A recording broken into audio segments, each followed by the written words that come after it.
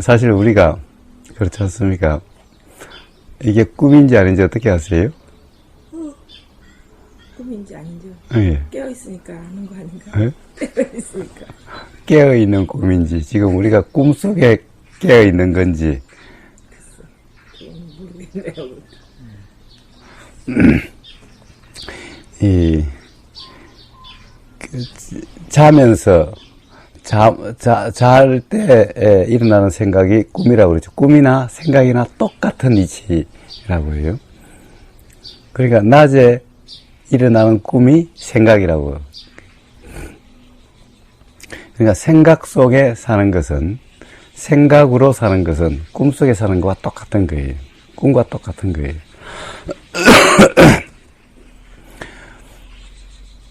그래서 우리가 이런 관념 세계 속에 사는 것, 관념 속에 사는 것, 관념으로 사는 것은 꿈 속에 사는 것과 똑같습니다. 우리는 지금 삶이 불편하고, 괴롭고, 힘들고, 이런 게 너무너무 많잖아요. 또 사실은 조금만 보면은 너무너무 재밌는 일도 많아요. 조금 전에 얘기했다시피, 어쩌게 그런 팀장이 만난 템플스테이에 온 사람이나, 그래가지고 그냥 간 사람이나, 아침에 그 두 도사님의 출연이나, 저도 아침에 기침이 와서 밖에 나와서 이제 이렇게 일하고 있는데, 어디서 풍경 소리가 계속 따랑따랑 가요. 아, 그래서, 무슨 풍경 소리가 계속 나는가. 저 밑에서 그 도사님이 올라오시는데, 아니, 계속 따랑따랑. 그럴 때마다 풍경 소리가 나는 거예요. 그래서 아침에요. 그 풍경 소리 들리는데, 이것도 또 헛개 들리나 보다 생각하고 있었어. 내가 또 헛개도 들리고 있나 보다 생각을 했거든요. 그랬더니, 누가 왔기로 본 거예요. 그래서 아주 재미있는 이렇게 말인데, 사실은 지금 우리가 꿈속에 사는지, 꿈밖에 사는지 알 수가 없어요. 그와 똑같이 지금 우리 삶이 힘들고, 괴롭고, 이상하고, 이해될 수 없고, 이런 일들이 많이 일어나고 있어요. 그런데 우리가 바로 이런 관념이 관념인 줄 알고, 그렇게 해서 관념으로부터 자유로우면은 또 꿈속에 살았던 것 같은 그런 느낌이 들게 됩니다. 그래서 뭐라고 그랬습니까? 건강경에 보면은 이 세상 삶이라고 하는 것은 꿈과 같다라고 그런 거예요. 꿈에서 깨어나면 꿈속에 있었던 일이 아무리 행복했던, 아무리 괴로웠던, 아무리 고통스러웠던, 꿈 깨고 나면은 아무 일이 아니었듯이 지금 이 삶에서도 그 관념 속에서 벗어나서 실상을 알고 보면은 아무 문제도 아니었다. 아무 괴로움도 아니었고, 아무 고통도 아니었고, 아무 문제도 아니었던 것을 알게 된다는 거예요. 똑같은 거예요. 근데 관념이란 것이 뭡니까? 그런 관념이란 것이. 관념이란 것이 바로 어떤 이 이름. 우리는 자꾸 이름에 얽매이죠. 그래서 우보라고 하는 이름. 우보라고 하는 이름이 이겁니까? 이것을 우보라고 하든 먹보라고 하든 뭐라고 부르든 다 이것을 이야기하는 거잖아요. 이것을. 그런데 이름이 뭐가 중요하죠? 그런데 이름을 바꿔야 된다? 이름을 바꾸면은 운이 달라지고 그렇다? 이런 것은 다 꿈속에 사는 이야기일 뿐인 거죠. 이름은 바로 이걸 가리키는 뿐이에요. 뭐라고 해도 이거 우보라고 부르든 먹보라고 부르든 떡보라고 부르든 뭐라고 부르든 다 이름이 중요한 것이 아니라 그 이름이 가리키는 바로 이것이 중요한 거죠. 모든 말과 글은 다 뭡니까? 말과 글이 중요한 것이 아니라 말과 글이 무엇을 가리키는지 그것이 중요한 거죠. 경전, 건강경이니 무슨 경이니 경전. 요즘 특히 이제 다시 초기 경전해서 니까야 많이 들어왔는데 니까야 그걸 가지고 또 대승경전하고 해가지고 대승경전이 옳으니 그러니 또 싸우고 있어요. 다 뭘로 가지고 싸우고 있어요? 말과 글 가지고 싸우고 있어요.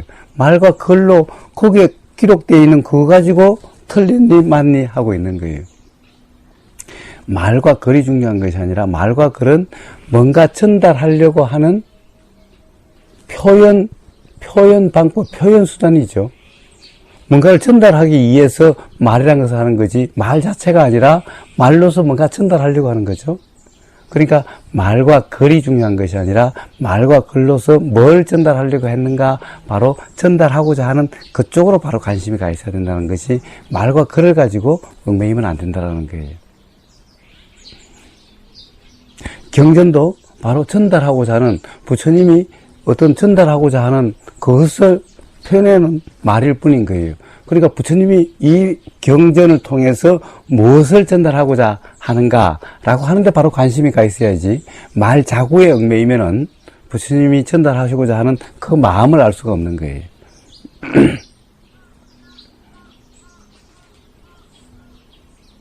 우리가 사회 상식이라고 하는 것, 당연하다고 하는 것, 어제 삼륜고개 이야기를 했죠. 삼륜고개처럼 그것이 당연히 역사적으로 계속 내려왔다고 해가지고 그것이 옳은지 안 옳은지 어떻게 알죠?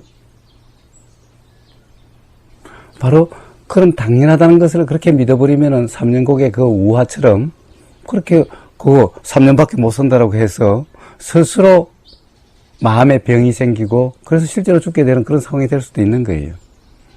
무당의 말 한번 들으면은 그 말에 끌려가지고 그 말의 올가미에서 벗어나지 못해서 스스로 그렇게 돼갈 수도 있는 거예요.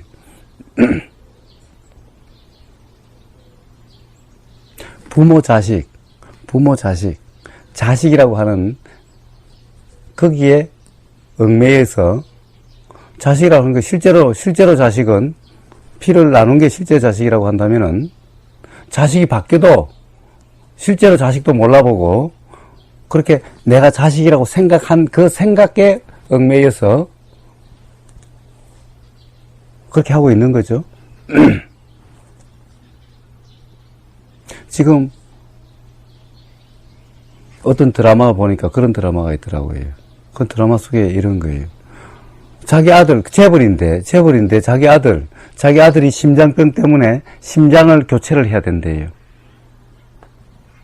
그래서 고와 깡패를 자기 아들인 것처럼 조작해서 자기 아들로 해가지고, 그래서 감쪽같이 죽여서 심장을 진짜 자기 아들한테 바꿔주려고. 그런 드라마가 있더라고요. 그러니까 자기 아들 살리려고 남을 죽여서 심장 빼오려고 지금 음모를 꾸미고 있는 거예요. 다 아들이라는 그 생각 때문에. 그런데 그 심장, 남을 죽여가지고 심장 빼서 하려고 하는데 나중에 알고 보니까 심장 빼려고 죽이려고 한 걔가 친아들이고 얘가 남아들이면 어떡하죠? 그러지 말라는 법이 세상에 있나요? 온통 생각 속에 얽매여서 그런 거예요. 관념 속에 얽매여서. 그런 생각, 관념이라는 것을 우리는 옳은지 그른지 어떻게 알죠? 생각, 관념은 다 지금 이 순간 이전에 경험했던 경험의 소산인 거예요. 경험의 집적물인 거예요. 경험에 의한 것이기 때문에 견해는 경험만 달라지면 자꾸 바뀌어요. 그래서 옛날에 저도 고집이 좀 세가지고 옳다라고 주장하고 싸운 적이 많아요. 그래서 어떤 책에서 봤던 것이 그것이 옳다라고 생각이 들면 그거 가지고 끝까지 고집 피우고 끝까지 싸웠어요. 저도 고집이 세가지고. 그런데 나중에 보면은 그게 아니어서 아주 낭패스러운 꼴이 많았어요. 제 자신이 너무너무 미웠어요. 고집 부리다가. 견해다, 생각이다라고 하는 것은 지금 이전까지 살았던 경험입니다. 경험은 다 뭡니까? 경험은 보이는 경험, 들리는 경험, 냄새 맡았던 경험, 맛보았던 경험, 몸으로 느꼈던 경험, 그리고 그 경험에 대한 생각. 생각의 경험. 이것이 경험의 모든 것이 다예요. 사실 복잡한 것 같지만은 이거 우리가 책을 읽는다. 그는 눈으로 보고 그 본 것에 대해서 일어난 생각의 경험과 보이는 경험. 이것인 거예요. 책이라는 것은 다른 게 아닌 거예요. 법문 듣는 거는 뭐예요? 귀로 듣고 들린 것에 대해서 일어난 생각, 들리는 경험과 그리고 그것에 대한 생각의 경험인 거예요. 우리의 모든 경험은 다 그런 경험인 거예요. 근데 경전도 책이죠. 경전이 옳은지를 어떻게 아세요? 경전은 보였고 그리고 거기에 대해서 일어난 생각이었을 뿐인 거예요. 경전이 옳은지 안 옳은지 어떻게 아세요? 근데 우리는 경전을 한번 보고 읽었다고 한다면은 이제 그 경전 가지고 싸워요. 내가 거기서 봤는데 경전은 이렇게 돼 있는데 그러니까 너가 틀린 거야. 경전을 읽었다라고 하는 것은 경전이 눈에 보인 거하고 그리고 그것에 대해서 일어나는 생각 경험, 보이는 경험인 거예요. 이게 경험인 거예요. 어떻게 그것이 옳다, 안 옳다를 어떻게 알죠? 우리의 견해는 다 뭔가요? 어딘가에서 보거나 들었거나 실제로 한번 입에 맛봤거나 이런 거죠. 냄새 맡았거나 그러고 난 다음에 뭐라 그래요? 어느 음식점에 가니까 그게 정말 맛있더라. 그래서 한번 그 집에 가서 한번 먹어본 경험이죠.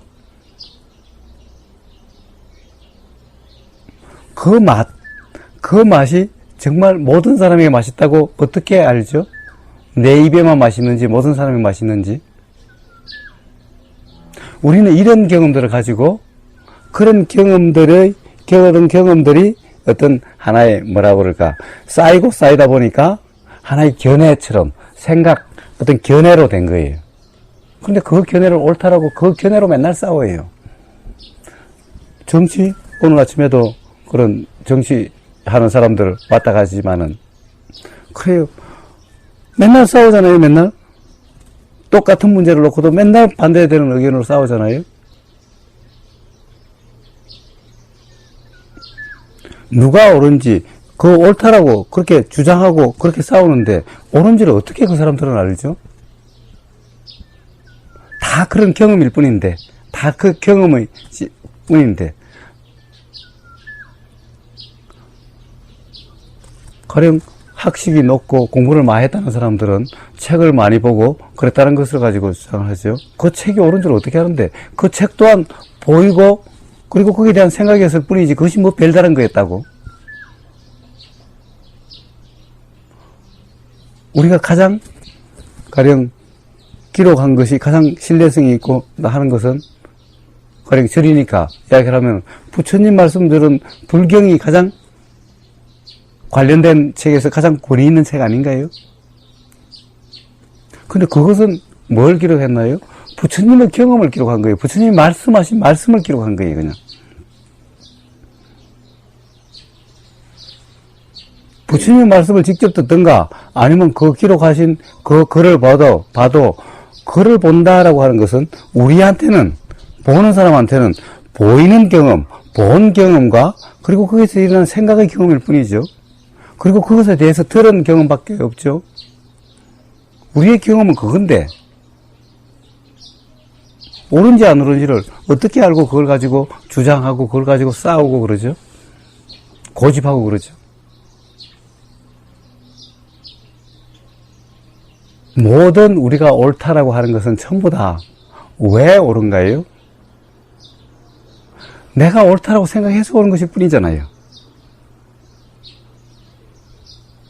다른 사람이 옳다라고 해서 옳은가요? 다른 사람이 옳다라고 하는 것 또한 내가 귀에 들은 것일 뿐이죠. 내가 믿을 만한 사람이 이야기해서 옳은가요? 그것 또한 나한테는 귀에 들은 경험이고 그 사람이 옳다고 주장한 것은 그 사람의 주장일 뿐인 거죠. 그 사람의 경험일 뿐인 거죠. 결국 그 사람이 옳다고 해서 나도 옳다라고 생각하는 것은 그 사람의 의견을 내가 그런 것 같다고 생각해서 나도 옳은 걸로 생각한, 결국에는 내 생각이죠. 모든 사회의 상식, 통념, 책에서 본 것, 글에서, 글로 본 것, 말로 들은 것, 전부 이런 경험들의 소산일 뿐이죠. 견해라고 하는 것은. 어떻게 알아요? 그것이 옳은지 그른지. 어떻게 알고 그것을 고집하고, 어떻게 알고 그것을 주장을 합니까? 그래서 바로 사실은 옳은지 그른지 스스로도 모르면서, 그것이 어떤 것인지 모르면서 견해하면은 죽을 둥 살 둥, 견해로 해서 목숨까지 버리죠. 믿음이란 것도 뭡니까? 견해와 믿음이 뭐가 다르죠? 견해가 좀 더 극적으로, 극단적으로 흐르면 그것이 믿음인 거예요. 그렇게 해서 견해를 위해서, 믿음을 위해서 목숨까지 바치고 이렇게 하잖아요. 도대체 그것이, 그렇게, 어떻게 그것이 믿음이, 견해가 옳은지를 어떻게 알죠? 견해가 뭔지를 이해를 한다면은 결코 견해를 고집할 수 없게 되는 겁니다. 그래서 온통 견해를 고집하기 때문에 삶이, 세계가, 세상이 불편하고 다툼이 있고 경쟁하게 되고 긴장이 있게 되고 이렇게 되는 겁니다. 우리가 어제까지 이야기한 중에 그랬죠. 보이는 것이 보이는 그대로라고 우리는 알 수가 없어요.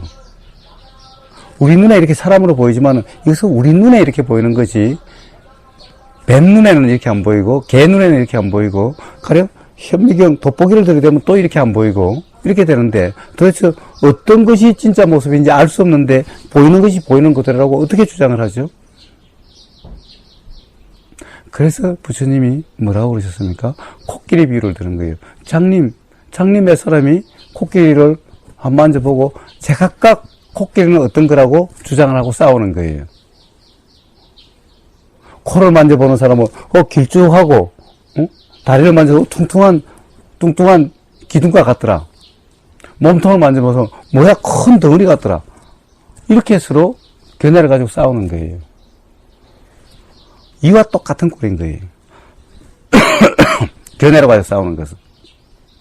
그러니 온통 다툼과 알력과 긴장이 있는 거죠. 견해가 어떤 것인지 안다면은, 그리고 보이는 것이 보이는 그대로가 아니고 들리는 것이 들리는 그대로가 아니라면은, 들리는 것이 녹음기에서 나오는 건지 악기로 치는 건지 정말 개소리인지 우리가 어떻게 확신하죠? 보이는 저 태양이 진짜 있는지 없는지 우리가 어떻게 알죠? 그러니 고집하지 않는 겁니다. 단지 대화할 때는 내 생각은, 내 견해는 이렇다라고 그러고 상대방이 거기에 대해서 다툼이 날 것 같으면은 그냥 단지 내 생각이었을 뿐이야. 나도 사실은 이것이 옳은지 그런지 잘 몰라. 그래버리면 되는 거예요. 단지 뭡니까? 그래도 하나 더 붙인다면 이런 거예요. 뭐가 중요합니까? 왜 싸웁니까? 왜 우리가 견해들을 이야기하죠? 궁극적으로 삶이 편해지고 삶이 행복해지기 위해서 사실 그렇기 때문에 기준은 그런 거예요. 우리가 이런 이야기를 하는 것은 삶이 편해지기 위해서, 뭔가 너한테도 도움이 되고 나한테도 도움되는 것을 위해서 그렇게 이야기하는 거 아니냐, 우리가 그렇게 세상 사는 거 아니냐. 그러니까 뭐가 어떤 것이 더 도움되는지, 어떤 것이 더 편해질 수 있는 건지, 어떤 것이 더 이익될 수 있는 건지 우리 이렇게 한번 생각해 보자. 이렇게 돌리면 되는 거예요. 견해만 가지고 싸우면요 끝이 안 나는 거예요.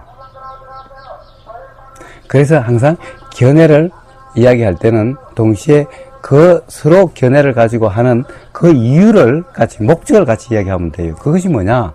그 목적은 서로에게 이익이 되기 위해, 너한테도 도움되고 나한테도 도움되는 이익이 되기 위해서고, 너도 편하고 나도 편하게 하는 그 편안함을 위해서인 거고, 너도 행복하고 나도 행복해지기 위해서라고 하는 이것을 이해를 하면은 싸우면 어떻게 돼요? 불편해지잖아요. 괴로워지잖아요. 이것은 목적이 아니죠. 대화는 목적이 아니죠. 그래서 이 목적, 대화는 이 목적을 잊지 않도록 그렇게 하면 돼요. 그래서 이 목적을 잊어버리면 안 되는 거예요. 대화를 할 때 우리는 이야기를 하다 보면은 목적을 잊어버려요. 왜 이야기하는지 모르고 말 꼬투리 잡고 싸워요. 대개 우리가 친구 간에 싸우든 부부 간에 싸우든 이렇게 싸웠을 것을 한번 보세요. 이야기하다 보면은 왜 싸웠는지는 어디로 가버리고 말 꼬투리 잡고 싸우고 있는 거예요. 네가 그렇게 말해서 기분 나쁘게 그렇게 말한다고. 왜 싸웠는지는 나중에 어디 가버리고 싸우고 나면은 우리가 왜 싸웠지? 나중에 싸우다가도 우습게 되는 거예요. 깨어있으면 우습게 되는, 싸우다 보면 코미디하고 있는 것 같아요, 사실은. 아마 부부간에 싸움한 것을 몰래카메라로 찍어가지고 객관적으로 텔레비전에 내놓으면 전부 코미디하는 것 같을 거예요. 왜 그래요? 왜 싸웠는지는 제일 처음에는 시작은 왜 싸웠는지 분명히 알고서로 싸우기 시작했는데 싸우다 보면은 말 꼬투리 잡고 다시 그렇게 되면 어떻게 돼요? 싸우다가 목전화 되고 옛날에도 넌 그랬어. 3년 전에 그 나오고 10년 전에 게 나오고 막 이래가지고 도대체 왜 싸우게 됐지? 나중에 보면 도대체 왜 싸웠는지도 모르게 돼 있어요. 완전 아마 제3자가 보면은 처음부터 끝까지 싸운 과정을 쭉 보면 완전 코미디가 될 거예요. 폭소를, 배를 잡고 하면 폭소를 하게 될 거예요. 모든 싸움은 되게 이래요. 이와 같은 거예요. 그러니까 잊어버리지 말아야 돼요. 싸우더라도 왜 싸우는지를 알아야 돼요. 대화를 하더라도 왜 대화를 하는지를 알아야 돼요. 그러면은 논쟁으로 지나지 않게 되죠. 왜냐하면 대화를 하는 것은 뭔가를 해명해서 서로 편해지고 또는 뭔가 알기 위해서고 이익되기 위해서고 행복해지기 위해서 우리는 모든 것을 하고 있는데 이것을 잊어버리기 때문에 그렇게 흘러가는 거예요. 그래서 부처님이 깔라마 수타에서 그렇게 말씀하신 거예요. 깔라마 수타에 깔라마 사람들이 그 깔라마라는 지역에는 인도에서 모든 깨달음을 얻었다는 사람은 다 와서 이렇게 살아야 된다, 저렇게 살아야 된다를 아마 그렇게 했던 모양입니다. 그래서 거기에 그 마을의 사람들이 부처님한테 한번 물은 거예요. 부처님, 여기 와서 이야기하는 사람마다 다 자기가 옳으니 이렇게 살아야 된다, 저렇게 살아야 된다라고 그럽니다. 도대체 우리는 누굴 믿고 어떻게 하고 살아야 됩니까? 라고 물었어요. 그래서 부처님이 그러셨어요. 부처인 내가 부처라고 해서 내 말도 믿지 말고 전통적으로 내려온 당연한 말이라고 해서 그 말도 믿지 말고 경전에 있는 말이라고 해서 그 말도 믿지 말고 사회적으로 존경받는 사람이라고 해서 그 말도 믿지 말고 어떤 말도 믿지 말라. 단지 네가 직접 경험해보고 그 경험이 네 삶을 편안하게 하거나 그 경험이 너를 이익되게 하거나 그 경험으로 네가 행복하면은 그것대로 해라. 그냥 당연히 믿지 마라. 이라고 말씀하신 거예요. 그러면서 부처님은 내 말이라고, 내가 부처라고 해서 내 말이라고 그냥 믿지 말라라고 말씀하신 거예요. 이것이 세상 살아가는 방법인 거예요. 그래서 자, 기존의 모든 관념, 우리가 자식에 대해서도 이야기를 했고 모든 것들을 많이 이야기를 했죠. 기존에 어떤 당연하다고 생각되는 모든 것으로부터 얽매이지 마시고 그런 것을 가지고 판단하지 마시고 평가하지 마세요. 자, 모든 것으로부터 일단 당연하다는 생각을 일단 접어두세요. 그래서 당연하다는 것을 가지고 그걸 가지고 고집하거나 그걸 가지고 주장하지 마세요. 그래서 모든 지금까지 당연하다고 생각했던 것, 내가 안다는 것으로 생각했던 것, 또는 그렇다라고 생각했던 것, 그 경험상 지금까지 해온 경험, 그 경험으로 해서 나는 그렇다라고 하는 것, 예를 들면 아름다운 여자를 보면 나는 혼란스럽다라고 했던 과거의 경험들, 그런 경험에 얽매이지 마세요. 그 경험이 진짜 경험인지 아닌지 어떻게 아세요? 자, 모든 지금까지의 경험들, 지금까지의 모든 생각들, 지금까지의 모든 믿음들로부터 거기에 얽매이지 마세요. 그것이 옳다라고, 그것이 진짜라고 당연히 주장하지 마세요. 그래서 거기로, 그런 것으로부터 일단 거기에 얽매이지 말고 자유순원을 하세요. 그것이 뭔가요? 그것이 백척간두 우진일보라고 하는 뜻인 거예요. 뭐냐? 지금까지 모든 믿음을 붙잡고 있는 것으로부터 과감하게 백척간두로 한 발 들어서면 어떻게 해요? 백척 높은 상태에서 한 발 하면 뛰어들어 죽을 수도 있잖아요. 우리는 그것이 지금 기존에 알고 있는 것을 다 놓고 하면은 어떻게 살아야 될지, 그럼 세상에 도대체 뭘 기준으로 살아야 돼? 두렵고 불안해요. 그런 속으로 과감하게 한 발 내디르라는 거예요. 모든 지금까지 알고 있는 믿음, 당연하다고 생각했던 것, 그렇다라고 했던 경험들, 이런 것으로부터 크게 얽매이지 말고 그것이 그렇다라고 믿지 마세요.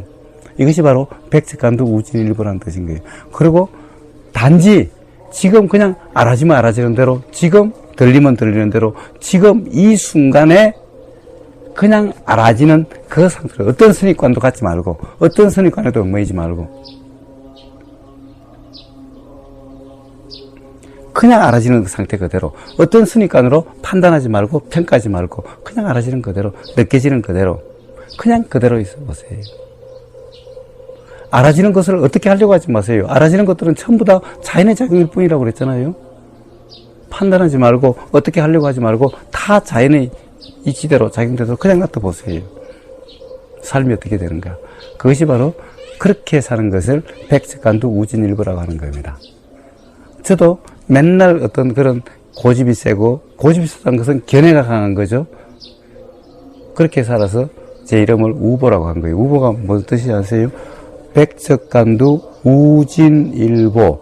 그래서 우, 보, 첫자와 끝자를 따서 모든 지금까지의 견해라든가 아는 것으로부터 크게 얽매이지 않고 그냥 단지 알아지는 대로 판단하지 않고 평가하지 않고 살겠다라는 그렇게 살겠다라고 하는 제 좌우명으로서 제 이름으로 우보라고 제가 그렇게 지은 거예요. 맨날 판단하고 평가해서 제가 그때 한창 그런 데 관심 있을 때 제 일기장에 맨날 머리를 잘라버려야 된다 했던 거예요. 그냥 자꾸 생각하니까, 자꾸 평가하고 판단하니까. 자, 그래서 한번 그냥 알아지는 그대로, 들리는 그대로, 보이는 그대로, 생각이 일어나고 그러면은 그냥, 일어나고 사라진다는 것을 아는 그대로, 단지 그냥 그대로 한번 살아보세요. 알아지는 생각 내용이 그렇다라고 믿지 말고, 보이는 것이 그렇다라고 믿지 말고, 들리는 것이 그렇다라고 믿지 말고, 느껴지는 것이 그렇다라고 믿지 말고, 과거의 경험이 그렇다라고 믿지 말고, 과거의 경험에 얽매이지 말고, 항상 지금 여기 이 순간 이 찰나에 항상 사십시오. 오직 깨어있음으로 한번 살아보십시오. 삶이 어떻게 바뀌는지. 그리고 모든 판단은 항상 행복, 편안, 그리고 서로에게 다 이익인데 그 이익은 뭐냐? 그 이익은 바로 편함이고 행복함이 가장 큰 이익이라는 것을, 이것을 잊지 마십시오. 우리는 그것을 위해서 노력하고 그것을 애써왔던 겁니다. 편안하고 행복한 것. 그래서 이것에 도움이 안 된다고 한다면은 주장하지 말고 고집하지 마시라는 거예요. 단지 깨어있음이라는 것은 어떤 것도 주장하지 않고 고집하지 않고 얽매이지 않는 거죠. 즉 생각 속에 사는 것이 아니라, 관념 속에 사는 것이 아니라, 관념 밖에, 관념으로부터 자유로운 상태, 관념이 관념인 줄을 아는 상태죠. 관념 속에서는 관념인 줄을 몰라요. 생각 속에서는 생각인 줄을 몰라요. 꿈 속에서는 꿈인 줄을 몰라요. 꿈밖에 벗어나 봐야 비로소 꿈인 줄 알고, 꿈밖에 벗어나 봐야 비로소 생각인 줄 알고, 꿈밖에 벗어나 봐야, 생각에서 벗어나 봐야 비로소 생각인 줄 알고, 관념에서 벗어나 봐야 비로소 관념인 줄 아는 거예요. 그래서 꿈에서 벗어나는, 관념에서 벗어나는, 생각에서 벗어나서 사는 것이 뭐냐? 그것이 바로 그냥 깨어있음인 거예요. 그냥 알아지는 그대로. 이 상태가 바로 생각에서 벗어나서 사는 거고, 관념에서 벗어나서 사는 겁니다. 그렇게 한번 살아보세요. 우리가 온통 삶이 불편하고 괴로운 것은 다 관념 속에, 생각 속에 살아서 그래요. 꿈 속에 살아서 그래요. 꿈을 깨라, 삶에서 깨어나라 하는 말은 바로 이렇게 깨어있음으로 살아라. 그냥 알아지는 그 상태로 살아라 이 말인 거예요.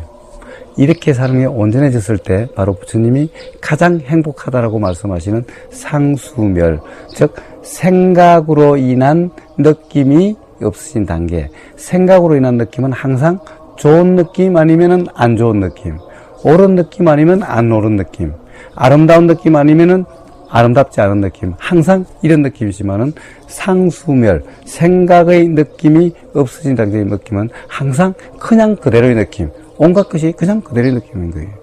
물은 물 느낌이고, 바람은 바람 느낌이고, 쓴맛은 쓴맛의 느낌이고, 단맛은 단맛의 느낌인 거예요. 이렇게 살았을 때 삶이 풍성하고 삶이 충만한 상태가 되는 겁니다. 자, 그렇게 되는 삶을 한번 경험해 보십시오. 그렇게 한번 살아보십시오.